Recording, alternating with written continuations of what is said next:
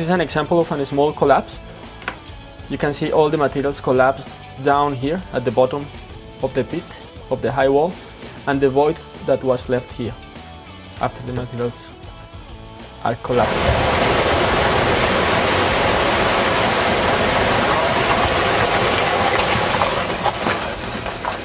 This other screen, what I have is an example of a bigger collapsing area, or not collapsing, just deforming. This is a large area of deformation in a high wall in a coal mine here in Australia. So while the movement is progressing, the red colors will be appearing on the screen. So all these red colors are representing the deformation in this high wall that we can easily correlate with the photograph. Also, in this example, we have detected a smaller collapse in this area of the photograph. Let's go and have a better look. What we can see here is how the materials represented in this pixel here and in the photograph have collapsed. We can see them down here at the bottom. We can see the void in the high wall, and we can see the deformation plot across the time. So it's easy for the technical people on site, the geotechnical engineers, the mining engineers, the production people, to detect which areas are deforming, how fast, and when do they have to evacuate people and machinery. What benefits is the WAM going to bring the mining industry? Well, the number one benefit is safety. Safety for people, safety for equipment, safety for the entire mine operations. Next of all is benefits for production. So we can get back to work sooner with the knowing that there is no risk that there will be a failure.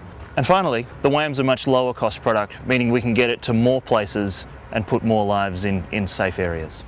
How have you measured success? What have been the milestones along the way? How quickly have you grown? In 2003 we had our first sail into Africa, so immediately we had to put in a support team there. In 2004 we already were over in North America, so we had established a presence in the United States. In 2005 we grew even further, we were in Chile, so now we had a new region and a new language, so it was all very exciting. Since then, in 2008, we have also bought into another new company. So now we also have a whole expertise in geophysics. So not only do we look at risks on the face of the walls, we can also look under the ground. So we can look at void detections, we can look at aquifers, we can identify and see what's under the ground. So it's all linked to this whole idea of measuring risk. How does GroundProbe develop its ideas for new products and services, and how do they evaluate them? We actually come at it from the opposite end. We look at it from what's going on in the marketplace, what are the needs and demands of that market, and what are the opportunities that we might be able to develop products and services to meet those needs. As a result then, when we're looking at those potential ideas, that's where the research and development team are able to excel, and looking at the very advanced ideas that can be brought through to try and really differentiate the sort of products and services we might be able to develop to actually deliver on those market needs. Michael believes that innovation and collaboration is also crucial. I think innovation within GroundProbe is part of our core values. Innovation, as you said, these days everyone's trying to be innovative in whatever they do. We're trying to be smart about it too, and I think part of that is looking at what technologies are available and redefine that into new and innovative product. We spoke about collaboration, and that's really what open innovation is, isn't it? Yes, GroundProbe's innovation strategy is very focused on client interaction. And that means that any projects we take on board, we clearly understand the client needs and problem space before we start our projects. So who has input into the product design process, and how do you decide when to stop designing and to start manufacturing and to start the production itself?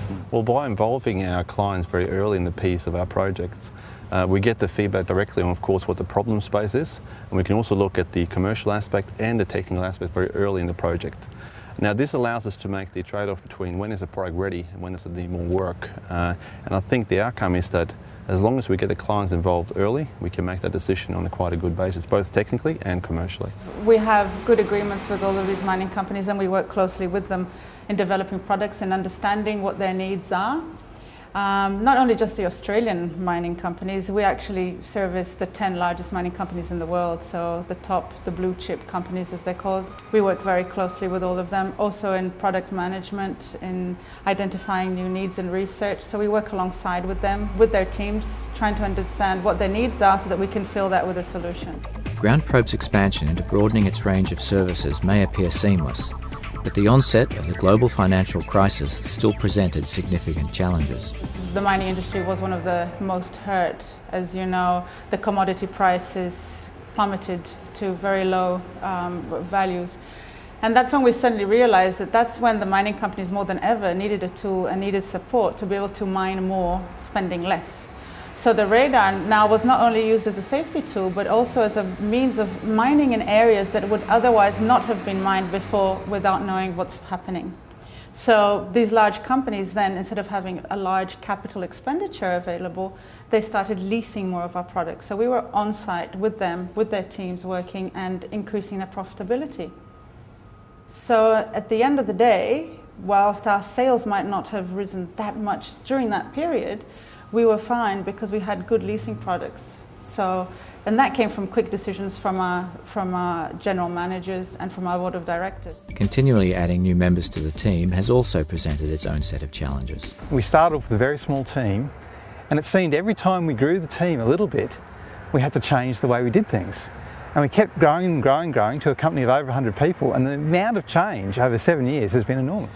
Now, the 4 founders of the company were all engineers, as I understand it. How was it as a marketing person coming into that very technical environment? Oh, that's the beauty. Working with engineers is always challenging, very focused on actual facts, whereas when you're marketing, you're looking at several nuances. A company can't be founded just with engineers and mathematicians. You need a little bit of business development and you need a little bit of art. And it's a beautiful world. Mining is quite amazing. And to be able to find the beauty in mining sometimes can be quite challenging. There were quite a few challenges. Before we came along, a product like this simply didn't exist. So we had to take it from the science and the research all the way through to a commercial reality. Mining is a huge global industry with many suppliers vying to offer their own products. But how does GroundProbe handle competition? What makes the new WAM product different from other competitors' products out there? The WAM is basically targeted at local work areas within open-cut mining. Within those areas, typically to date, then there are no real high-technology solutions to monitor the actual walls and to ensure that the guys that are working underneath them are kept safe. So really this is another step forward from GroundProbe to actually develop new technology that can help keep those areas safe. There are other technologies out there. There are other companies that have a similar response to us that also use radar. There are also other different solutions such as laser and prisms. But there's room for everybody, and competition is always a healthy thing. But we work very closely with our customers. We have a suite of products and solutions, and we partner very closely with them. So the competition really doesn't have much of a stand. Are there competitive products on the market? With respect to that particular application, no, we're unique in what we're bringing to the market. Okay. Throughout GroundProbe's business cycle, it has managed to keep most of the product development within Australia. Virtually everything at the moment is done here in Australia. But of course we've done more than that. We've actually spread to have branches worldwide, but the main product is developed and built here in Australia. So what does the future hold for GroundProbe? Well, today we're a big company, we're global. We have 160 people separated in all our different offices. When I first joined, we had 60 radars out there. Today there are more than 120 radars out globally. So we've even got radars up in Norway and in the far middle of China. And from where to from here, well, we've got more products, we've got more services. We have a whole line of mine services where our big team of geotechnical engineers work together with the mine sites, doing audits and all that. So we've got a big range of products. Our research and development never stops. We have 25 engineers with PhDs, so we're well ahead of what's happening and ready for anything that comes on. So you're poised for growth? Yes, absolutely, absolutely. The future certainly looks bright for Brisbane-based GroundProbe. I know I have definitely enjoyed bringing you the first 2 episodes of the series. I'm Rowan Gilmore. Good night.